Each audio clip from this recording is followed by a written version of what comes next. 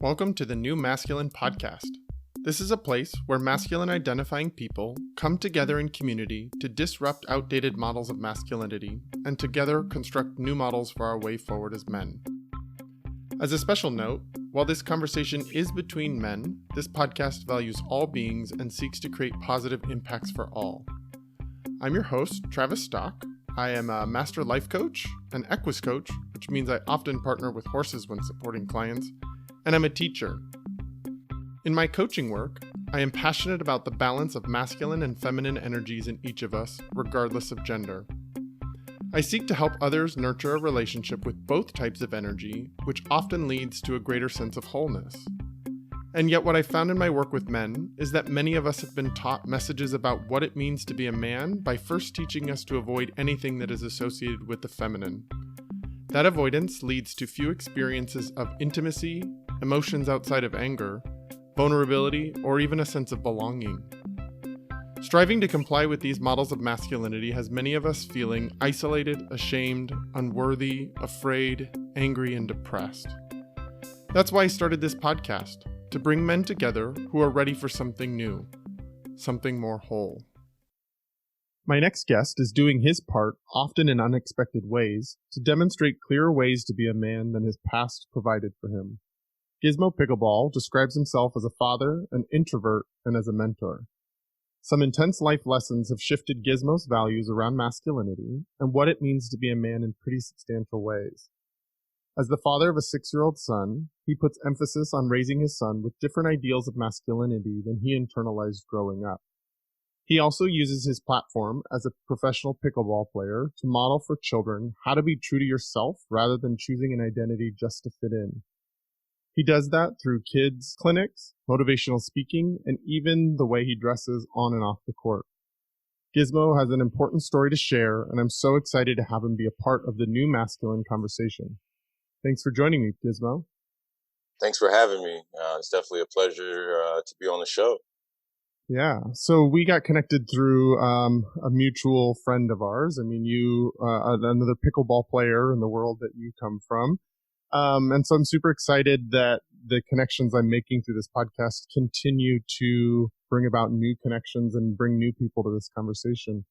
Before we get into the meat of this conversation, is there anything you think the listener should know about you? No, I mean, honestly, I think as we go along, they're definitely gonna get to know me for who I am. Maybe even a little more than they wanted to know. You never know. But, I think we'll cover all the bases. Once we start jumping into it. Okay, great. So why don't you start by sharing with me some of the early stories or some of the early ideas you learned about masculinity growing up? So for me, I come from a single parent background, raised by my mother. She did her, the best that she could with what she had, but I didn't really have a masculine figure on the regular in my life. And I probably wouldn't say that I found a quote unquote mentor in that space until I was about 15 or 16, and it wasn't a lawyer or a doctor. It was actually the neighborhood dope man, neighborhood drug dealer. And for me, not having somebody to kind of pull me back and kind of direct me down the right road, if you will. Um, that's what I thought. It was to be masculine, to be out there selling drugs, driving the best cars, all the money, flashing, pretty ladies, and the list goes on. But when you see that in your face on the regular, it, for lack of better terms, becomes what you aspire to become your norm. Um, so that's kind of where I got my first look at quote unquote what it was to be masculine, or a visualization for me to see something to aspire to. Yeah. And as you started aspiring to that, where did that lead you? Oh, so it led me to a lot of time being spent trying to be someone who I wasn't, just to fit in. Went to jail, kicked out of school, ended up spent the time being homeless, many relationships, down the toilet, for lack of better terms, for trying to be someone who I wasn't, or not knowing who I was. Uh, you know, so when somebody asks me who am I, I tell them that I'm greatness. Or when somebody asks me, I'm telling somebody that you're destined to be great. You just need somebody to show you, or to show you how to activate that greatness that's inside you. And if not, you'll kind of just settle to the status quo with what your surroundings dictate.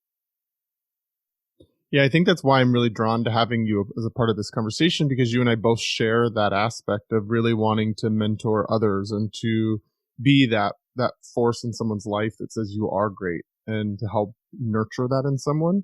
Because I think that's such a common story. I mean, we all have different details of how it plays out, but it's such a common story for us as men that we spend so much of our time trying to be something we're not, or be someone we're not. Oh yeah, for sure.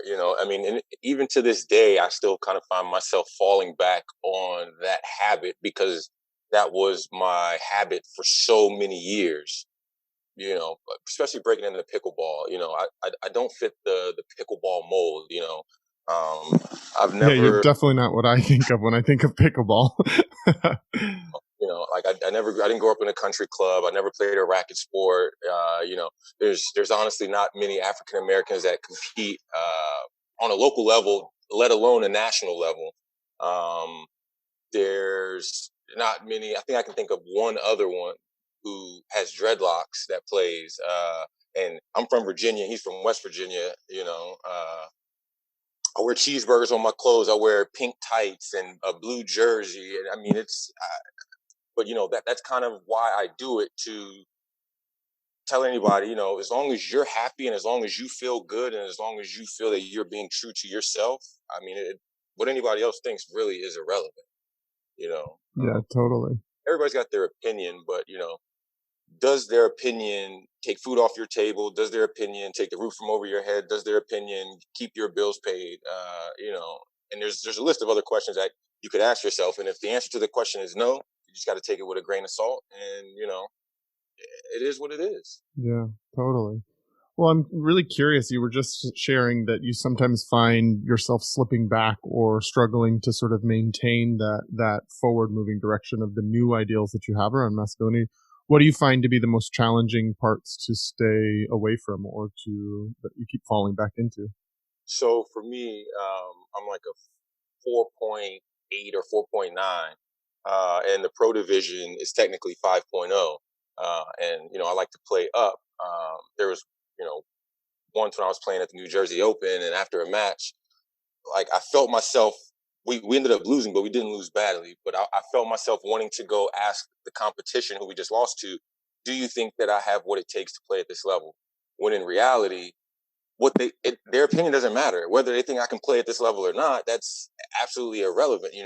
I had to stop myself and say, you have to look at the man in the mirror, or the person in the mirror, and ask yourself, do you feel comfortable at this level? Is this where you want to be? Are you content?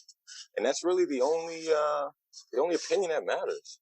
No, I love that. And that's something that I've been really trying to work on in my life and in my journey as well. Is as I've released this podcast, as I'm having these conversations, I notice online some of the comments are about sort of chastising the man that I am, or saying that I don't really have anything to offer masculinity because I'm gay, or something, anything like that. And to me, these conversations are really about saying, not asking for permission to exist anymore, not asking for permission to play at a certain level, to show up, to have an opinion. So I love that you sort of are watching that in yourself and are continuing to take up space. Yeah, I mean, and the comments like that, it's like, first of all, who defines what masculinity is? I mean, if we can all agree to say that we all come from different backgrounds, all have been exposed to different factors, everybody's quote unquote norm is going to be different. So, I mean, that's like saying an apple plus an orange is going to equal a pear. Like, I mean, I don't know that. It made to somebody, but who am I to tell them that that's not what that is? If that's what makes them feel comfortable, again, Is it taking any money off my table? Is it taking food out of my family's house? No, it's not. Okay, it's irrelevant.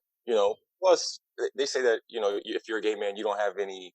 You have a different view on masculinity. Like, so who makes the call to say that gay men don't do anything masculine?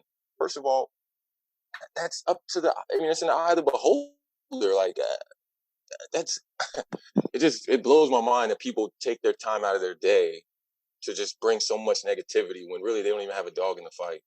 Yeah, I totally agree with you. So it sounds like your ideals around masculinity have changed pretty drastically from your youth to where you're at now. Would you be able to point to any of the sort of bigger experiences that helped shift that or taught you that the old way wasn't working? Yeah, for sure. So anybody who knows me personally knows that I listen to like music a lot of music, and I listen to what I call like reality rap. It's not, you know, people going to the club, riding in the biggest cars anymore, blowing hundreds of thousands of dollars. Like, that doesn't appeal to me anymore. What appeals to me is, I've got 2 young children, I've got a wife, and I have to, so now my new definition of masculinity, if you will, is what is it going to take to provide for my family? Period. I mean, and to me, that's what a man does or what a woman does, what a mature adult does, if you will. So yeah, I mean, what is it to be a man, to be masculine? For me, like I said, back then it was, I'm trying to impress everybody who was really a nobody. But now it's doing whatever it takes to provide for my family. I've got 2 young kids and I've got a wife who, at the end of the day, between myself and my wife, we have to prepare a lifestyle that is beneficial for our children. Um, that's kind of what I think. I don't even want to call it being masculine. It's being a mature adult, whether it's a man, woman, or other identifying person, because at the end of the day, those responsibilities still rely or still fall on those people. There's a lot of women who are out here raising men. There's a lot of men who are out here raising women. Everybody's situation is different based on their life experiences. Yeah, it's crazy how in our culture we often see men as the provider role, and yet in so many lives, yours is a great example. Growing up with a single mother, it's like it's not always the men that are providing, and so it isn't just about what men need to do, and it's not about just being masculine. It is about what it is to be a provider, what it is to be somebody that cares for others, what it is to be somebody who guides and mentors others. For sure, for sure. And that's what it's all about: mentoring others, reaching out.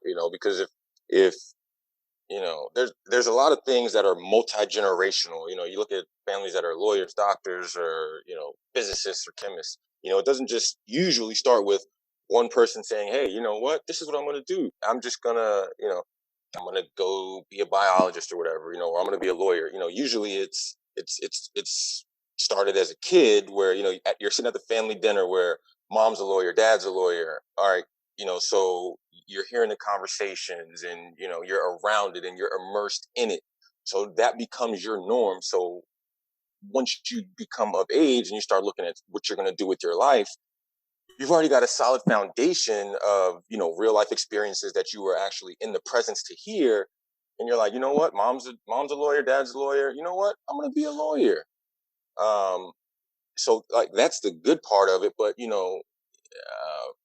a different, the other end of the socioeconomic spectrum, hey, uncle was a drug dealer, dad was a drug dealer, mom smoked crack, auntie hanging out on the corner doing whatever.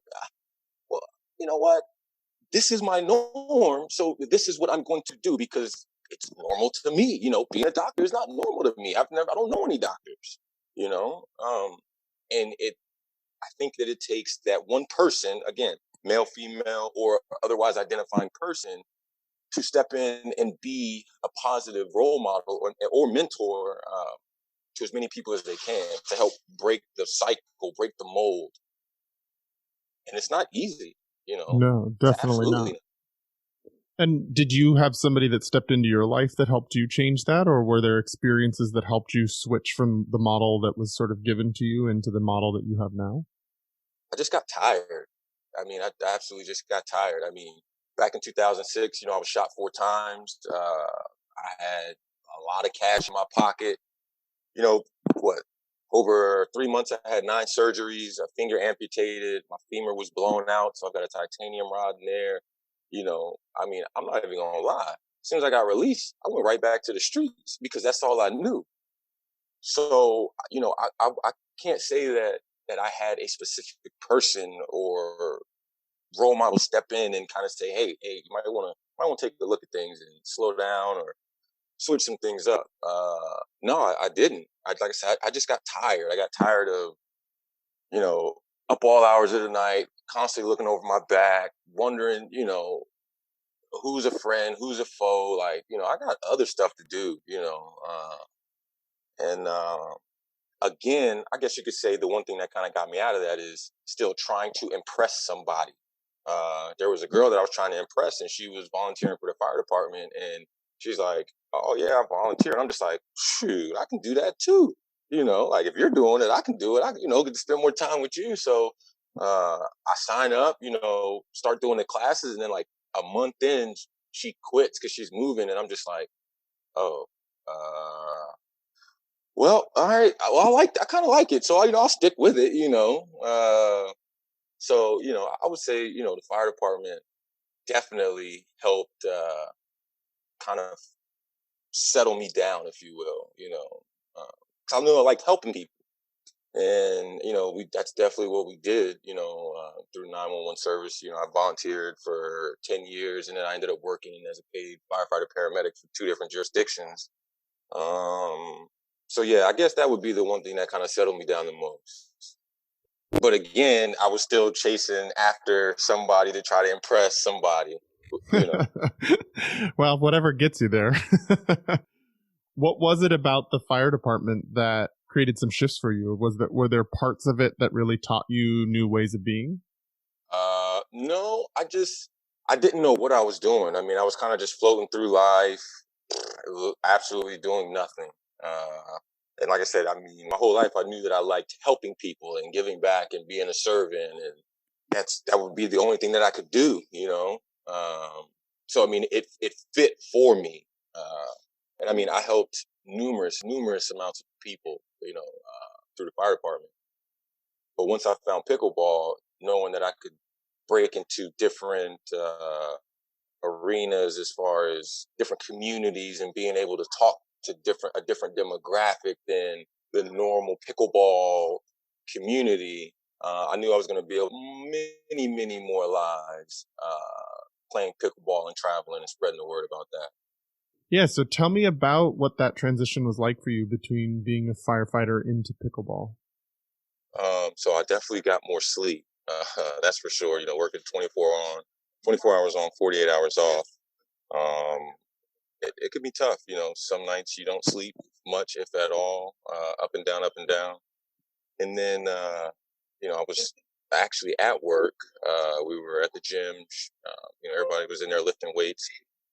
I don't like to lift weights, so I'm in the gym shooting around, and I hear this sound, and it sounds like ping pong.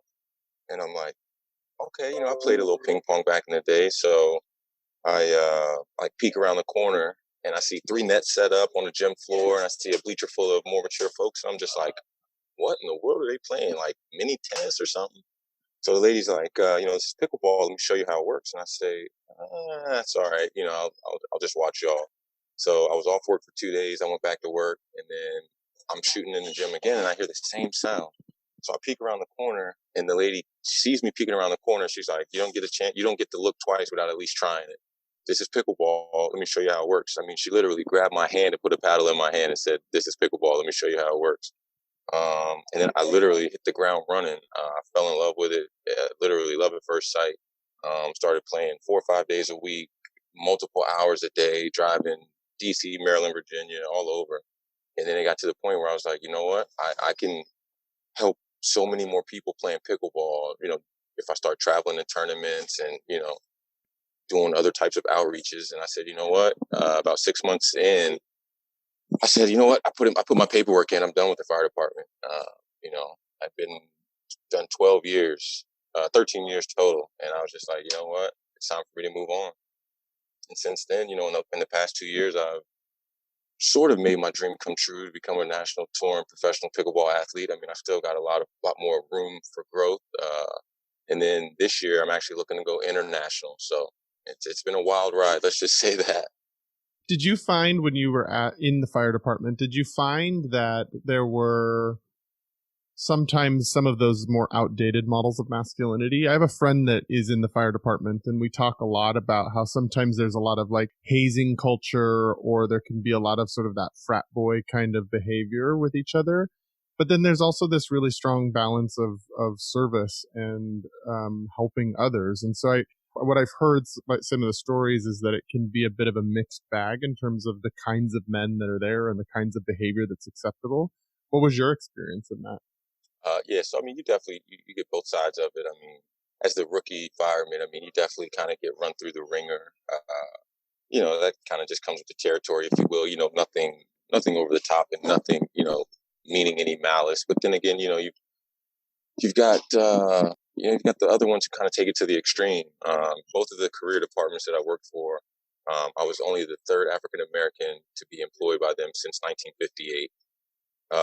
You know, so you know, I faced my own set of issues as far as that goes. To say I wasn't treated fairly is an understatement. And I mean, we don't have enough time to get into that, but that's a whole nother podcast. But you know, like you said, you do kind of get the well. Speaking of masculinity, when I left, there were no female firefighters on the floor.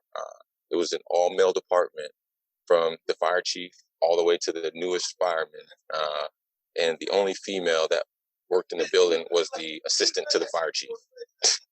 So, you know, that kind of goes with the, you know, the masculinity of previous thinkings, you know, well, we got a head who's a male and his assistant just has to be a female. Why? I mean, why couldn't it be a male? Why couldn't it be a female fire chief? Why couldn't there be a female firefighter? I mean, you know, um, and it's 2019. It was 2018. You can't tell me that there's not a female candidate who can pass the test, who can, you know, pass the polygraph, who can absolutely do the job. You know, I'm just not buying that. Yeah, totally. And I think that what you're pointing to is that masculinity or masculine energy actually goes beyond our gender constructs. It's not really just about how do men act. It's about like structures and systems that have put differentiation and power in place. And in sort of, you can see that in terms of race, you can see that in terms of gender, you can see that in terms of sexuality, you can see that in so many places. And I think why it's so important to be having these conversations is we are in a time frame as a culture that where most of our dominant questions and conversations that we're addressing are around power. Who has it? Who doesn't have it? How do we empower others? How do we take power from others? How do we acknowledge our privilege?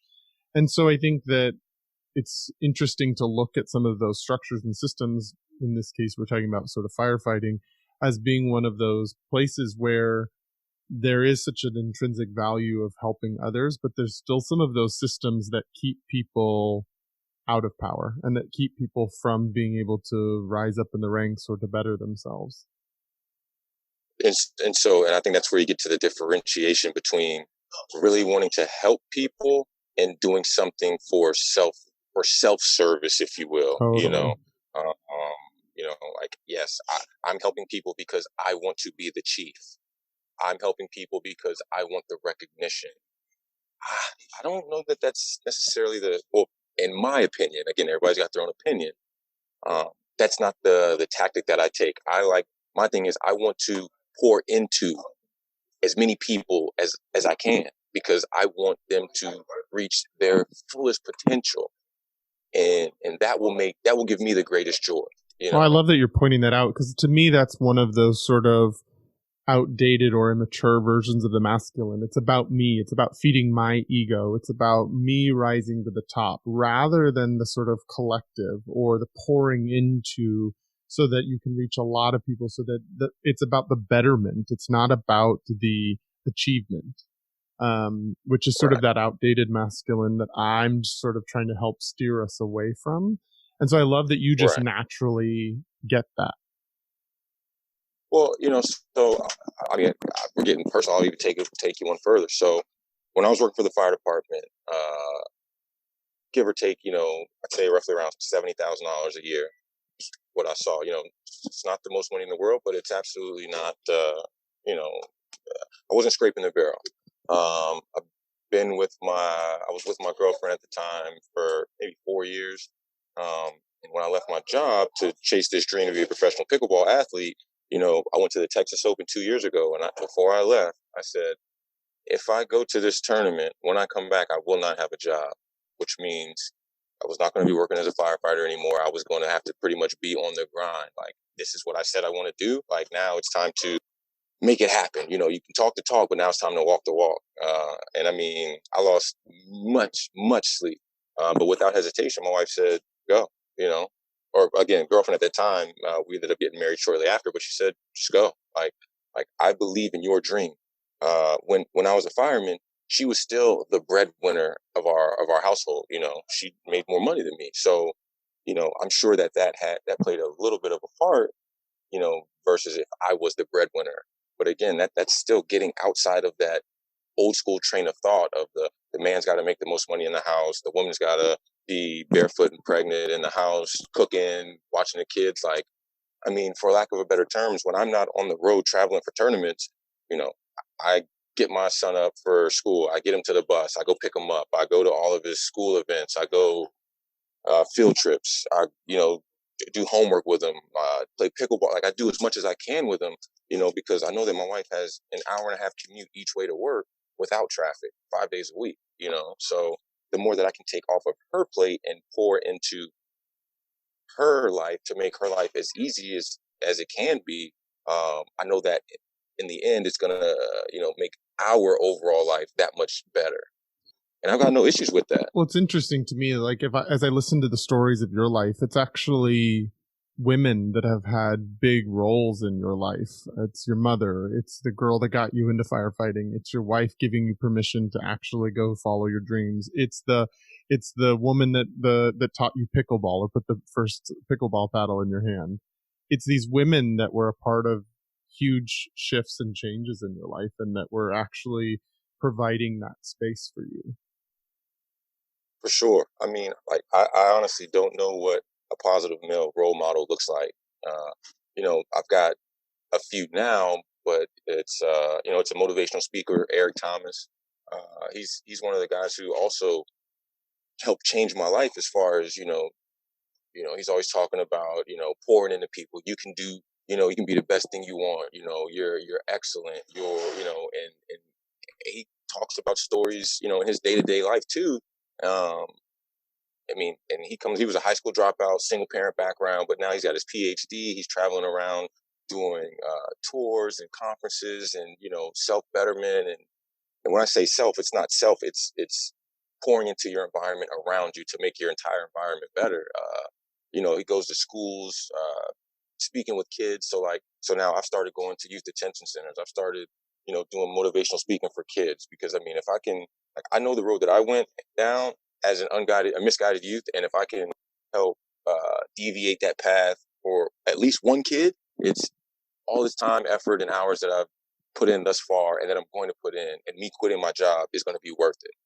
Well, I love that you've taken the lack of positive male influence in your life growing up and you've actually turned it on itself and have started to value being that for others. I think that's one of the more admirable and yet challenging things to do is to provide something that was never really given to you. And it does sound like you're finding some of that now, but to really integrate some of these things enough to be able to share it with another or to share it with these children that you're impacting, I think that's a super powerful thing. And I'm curious, how have you gotten yourself there? Like, how have you gone from being somebody that doesn't have that as a role model to being that role model? So I mean, and it's tough because I have no blueprint to refer to, in dealing with my son, my daughter, my wife. it's tough. It's literally shooting from the hip every day, trying to think up what I didn't have as a kid and try my best to provide that to as many kids as I can. It's not easy. I mean, there's days where I get up. I mean, I suffer from severe depression, and it's just like, I mean, literally the other day I just got up and I just stared out the window for 2 hours. Uh, I didn't know what to do. There's times that there's still times that I get like that. But I have to sit down and say, you know what, there are kids that I can be helping. How can I get to those kids to help them, to so that they won't have this feeling of extreme anxiety and depression that I have now, because I didn't have somebody there for me then to explain it to me and kind of walk me through it. And I find myself all the time like, well, what do I do now, or how do I do this, or well, I don't have anything to go back to cross reference it. But I mean, like, at the end of the day, excuses aren't real. Uh, and I could easily use that as an excuse, saying, well, I didn't have it, or I did it. It does not matter. If you say you want to, you know learn how to ride a bike, it doesn't matter what hills are in front of you, what valleys are in front of you. If you're gonna have to go off road, you've never gone that path, so you don't know what that path looks like. You just know what your end game is, and you know that at all costs you are going to get there. um, it's really kind of accepting responsibility. Like, yeah, I can say my father, he wasn't there, he didn't do this, that, and a third. I mean, in reality, I'm 33 years old. He's not coming into my life to teach me how to ride a bike. He's not coming into my life to teach me how to balance a checkbook, how to, anything about politics or credit, or, it doesn't matter. But if those are the things that I desire in my life right now, I'm responsible for that. And if I want to pour those things into the kids, it's not their father's fault. It's not their mother's fault. Like, I'm taking that responsibility on me to show them what I know. Well, I so appreciate that you are somebody that, even though you didn't have it, that you've turned towards service and turned towards helping others, even as somebody that still navigates depression or that still has some challenges that they have to sort of personally overcome, that instead of sitting there stuck in that, you tend to turn your gaze outwards and turn it towards those that you could have an impact on. Some of the things I heard you sharing that I wanted to sort of pull out was that piece around accepting responsibility. That feels like a really healthy expression of masculinity, taking responsibility for one's own life, not needing others to do it for you, or to blame others, or to have excuses that are external to you for why your life can't be what you want it to be. And I love that sort of guiding principle for you of accepting responsibility for your own life and the impact that you have on others as well in that space. I also hear that Right. sort of service identity, or that desire to help others, is a guiding principle for how you move through the world. As you were saying, it's sort of like shooting from the hip a lot of the times and not knowing exactly what it is. I hear those two things, accepting responsibility and sort of being of service, as two guiding principles that are really how you create your life. Are there any other ones that you would sort of list as guiding principles or values that help you decide how to act in the world? No, I mean, that pretty much sums it up. Like I said, pouring into people. I believe that if I pour into as many people as I can, that my life will be phenomenal. I'm an adult. I can get by eating ramen noodles and spam and peanut butter and jelly sandwiches every single day. Um, but if I can, reach the youth and show them the necessary skills, life sets that are needed, so that they don't have to eat that if they don't want to. I mean, some people actually love eating ramen noodles and PB. I eat two peanut butter and jelly sandwiches every night before bed. But if somebody aspires to eat a filet mignon, or take their family out to dinner or to an event, that they have the means to do that, and it's not always about money either. Having common sense, which a lot of people say common sense isn't so common, but I mean, why isn't it? Which that's a whole nother topic as well. I just, if I can prepare them to be ready for this cold world that we live in, I mean, let's just be real. Um, you know, then I will be content, if you will. And I think the one big thing that kind of keeps pushing me is my goal is not attached to any monetary value. My goal is never going to be complete. Yeah, it sounds like you have a pretty clear sense of like purpose in the world, or a sense of dharma. What's the reason you're here in this lifetime, or what are you here to do? If you could synthesize what you do or what you're here to do into one sentence, what would that be? To pour into as many people positive influence as I can. I mean that it's a repetitive kind of thing that I'm hitting on, but I mean literally that it just encompasses who I am. Everywhere I go, I look for ways to serve or ways to help or ways to improve, on any situation that I'm a part of.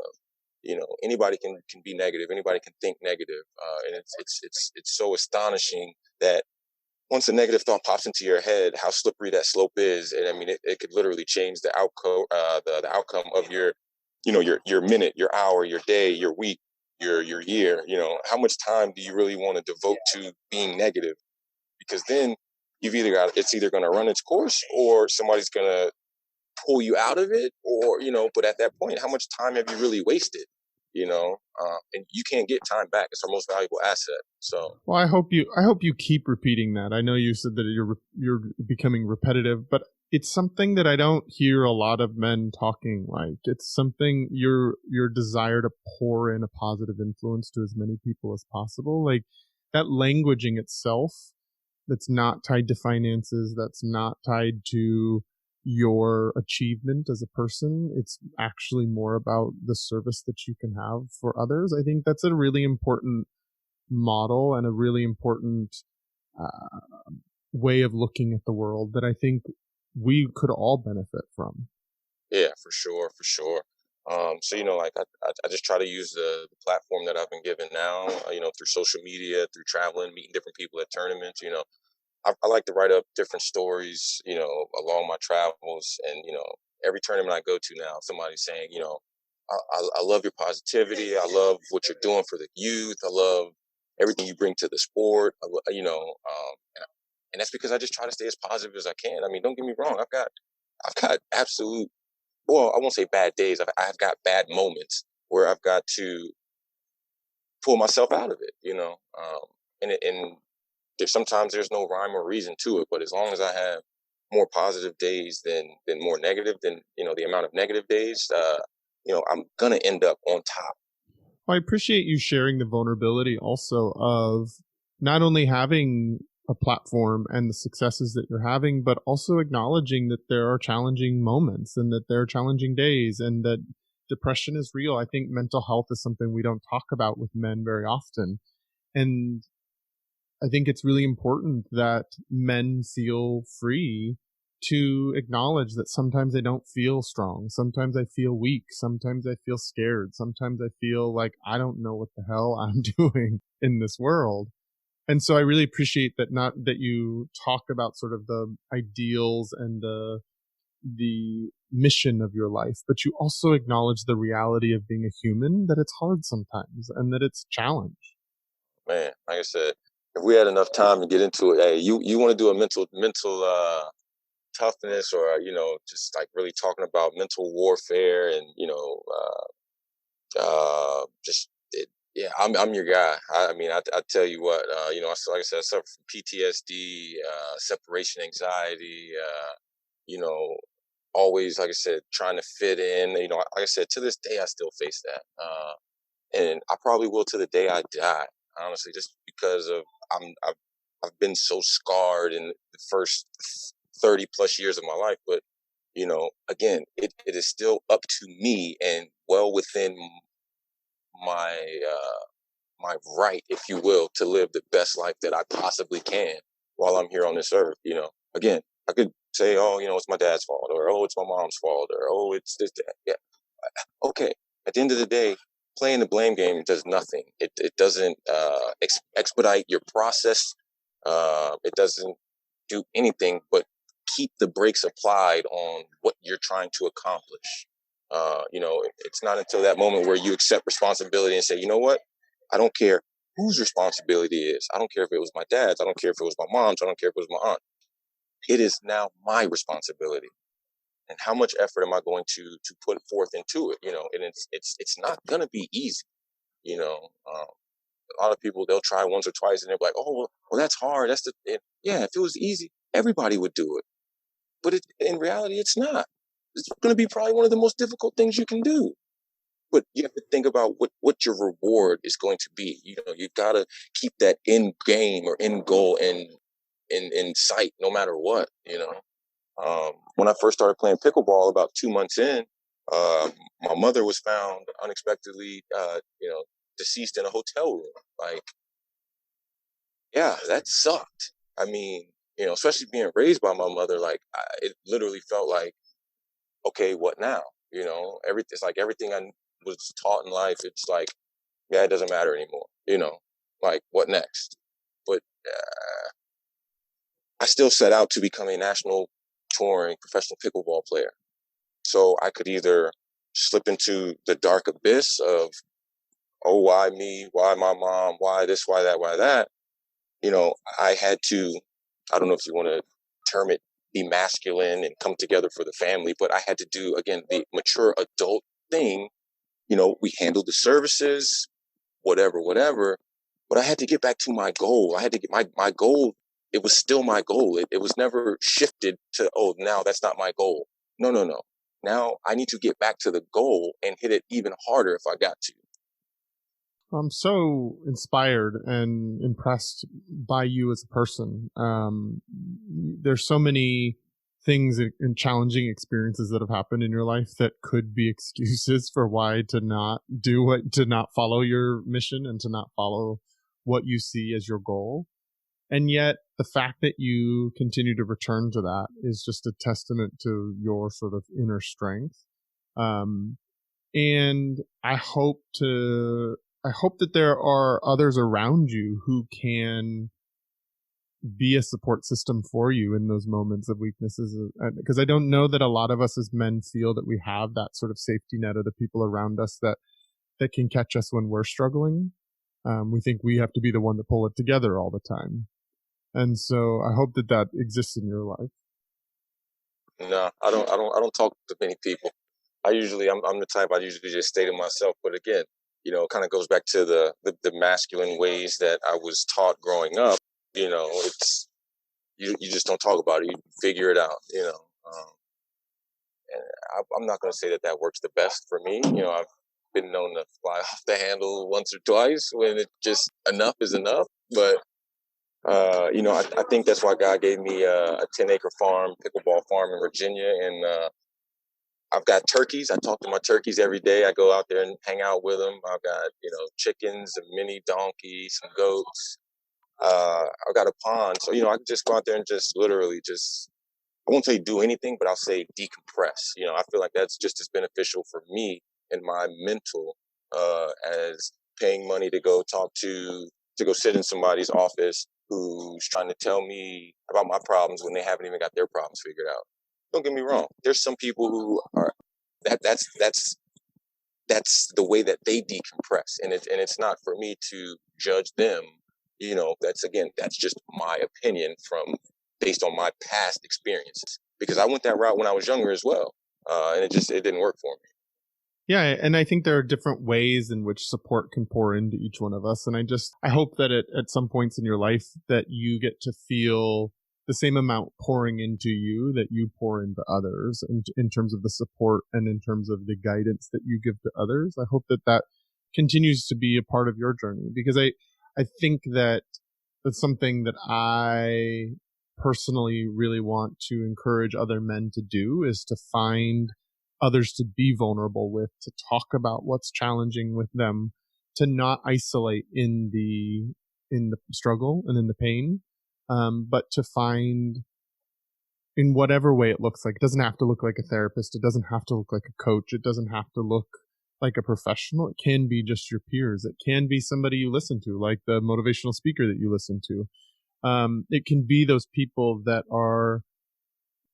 seem to get you, that seem to be able to hold you not only in your powerful side, but also in your weak side, or in the parts of you that are challenged.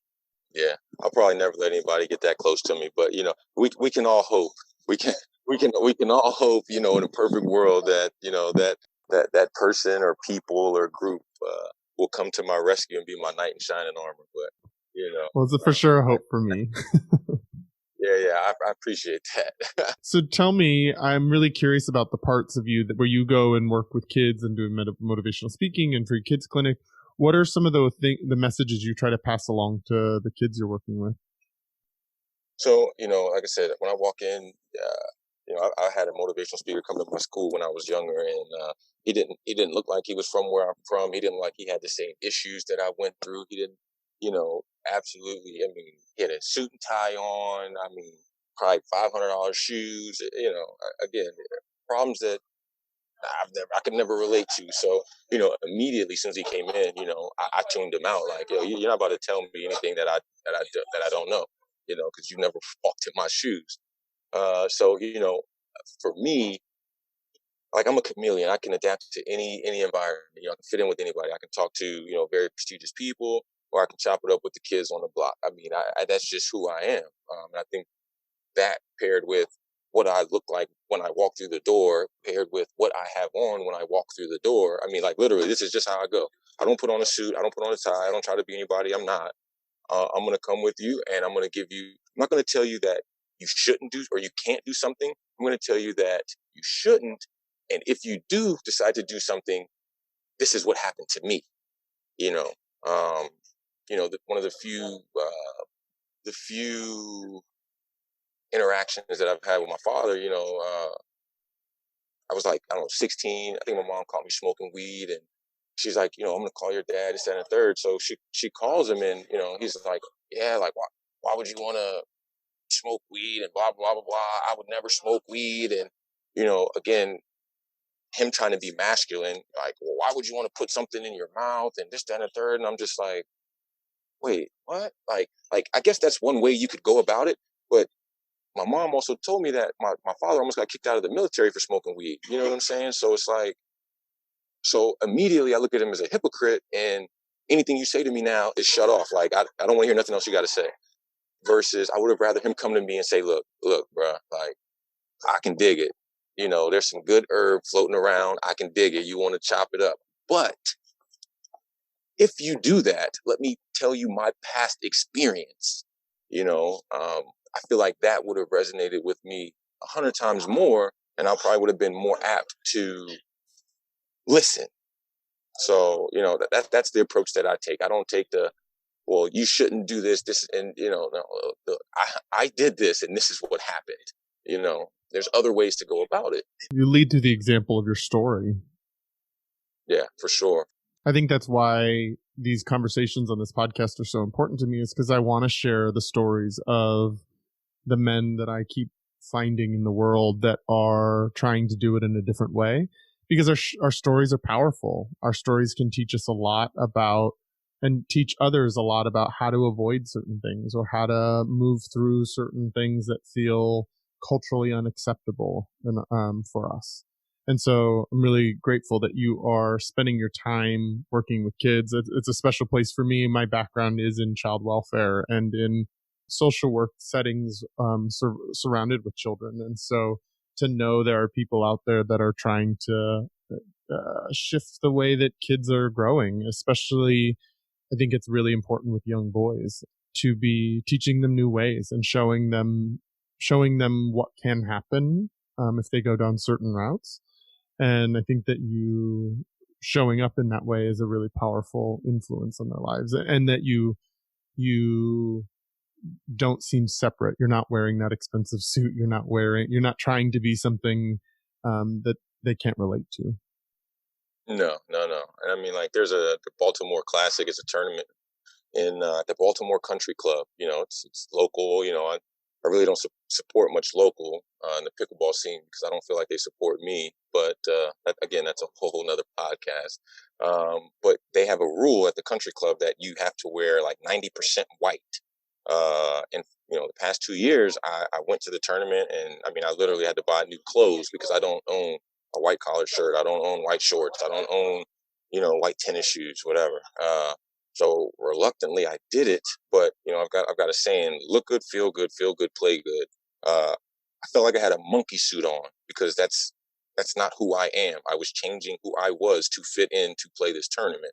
But and I played like crap, because I didn't feel comfortable. So I've made the vow to myself and to my fans that I will not attend that tournament anymore until they make the provision that you can wear whatever you want.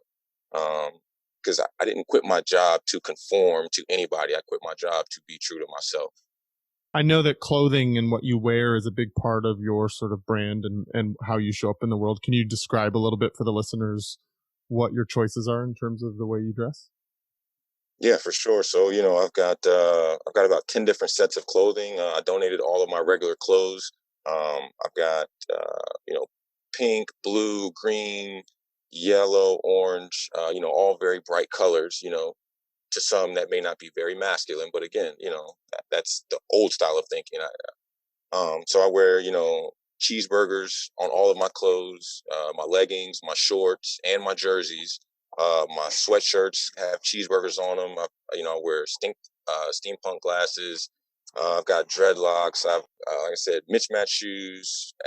Everything is independent of itself. Again, as long as I look good, I'm gonna feel good, and as long as I feel good, I'm gonna play good. It's about being unique, being yourself. Don't just wear whatever because that's what the latest fad is, or if you don't like it, don't buy it. You're just wasting your money.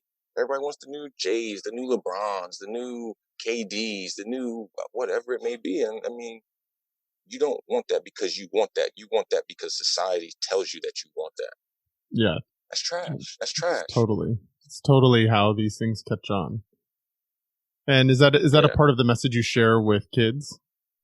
for sure. When I go in, especially like elementary schools and middle schools, as soon as I walk in, it's like all eyes are on me. They're just like, "Whoa, you got cheeseburgers on," and the kids love it. So naturally, they're already drawn to me. So once I start talking, they're that much more interested into what I've got to say. So especially even at the youngest kids, elementary, I tell them, there's going to be stuff that you're going to like throughout life, but your friend may not like it. Don't change that you don't change it to now you don't like it because your friend doesn't like it, or vice versa. Like, if you like it, you like it, and accept it and embrace it, because that's who you are. Your past life experiences have added up to the equation of this is something that you like to do, something that you like to eat, someplace that you like to go. And again, that's all that matters. Everybody else's opinion is just that, just an opinion. Well, I think what something you're pointing out that's so important is how early on we all get sort of socialized around that sort of need to fit in, or that need to belong, or the need to not be made fun of. That there's this like super early on lessons that we all learn that we have to conform to a certain way of being and looking and showing up in order to belong, or in order for others to like us or to love us or to belong, to fit in with something.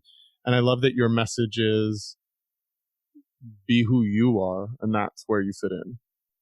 Right, right. So, anything that a child is exuding, characteristic wise, that young, you can best believe that it is a trait that has been passed on and learned on the home front. There's, just like racism isn't, you're not born racist. You're born into a racist environment, and that becomes your norm, and that now becomes what you exude into the environment. So, you know, yeah, again, a whole nother podcast. Well, I definitely encourage people to take a look at your social media to get a peek at the what you wear on the court and off the court, because I think it is an important part of your uniqueness and what you bring to the world. And I totally get that the kids are absolutely attracted to you based on the cheeseburgers on your clothes. For sure, for sure. Yeah, I mean, if anybody, like I said, wants to check out any of my social media, I mean, you can practically send a carrier pigeon and it's going to find its way. Just send a carrier pigeon with a picture of a cheeseburger drawn on it, and it'll make its way to me. I promise you. Before you share Oh your social media okay, handles, let me yeah. just finish this conversation up with one final question. If you could give men one piece of advice from all of your stories, from all of the things that you've learned throughout life, what would that piece of advice be? Excuses aren't real. The only reason that excuses are made is to make people who quit on something, whatever that something is, feel better about themselves. Again, I wasn't dealt the best card in the deck. I have the ability to come out with a royal flush. You know what I'm saying? It's all about the time, the effort, the grind that you put in. Just keep digging, keep digging. Stop scoreboard watching. Just fight, fight, fight. Don't look for others to affirm you, if you will. Let the ones who really truly matter to you affirm you. You know, family members. But then again, it's not all family members. It's the one who believe in your dream and you believe in their dream, and you're working together toward a certain goal or whatever that is. Outside influences, keep them limited. Only positivity. Anything negative, you got to cut it. It's toxic. Toxic. It will drown you. It will. It will. It's just not going to be good for you. Just keep going. It's never over. Don't rush the process. Trust the process. One of the things that Eric Thomas has told me, and I've even got it on the back of all my jerseys, is I can, I will, I must. Like, that's it. There's anything else is just flim flam. If you want it, go get it. Well, I love that you flipped the sort of what can be kind of in some of those outdated models of masculinity around fighting for power. I love that you flipped that, and it's actually more about the fight to be yourself and the fight to come out in with your goals in life, with your mission in life, to really find truth in yourself rather than spending all this time fighting to gain power or achievement or some sort of thing that makes your ego feel good and successful in the world. Yeah, no, no, no. Like I said, making me feel good is making other people feel good. Like I said, pouring into them, showing them that they have the ability to be the best that they can be.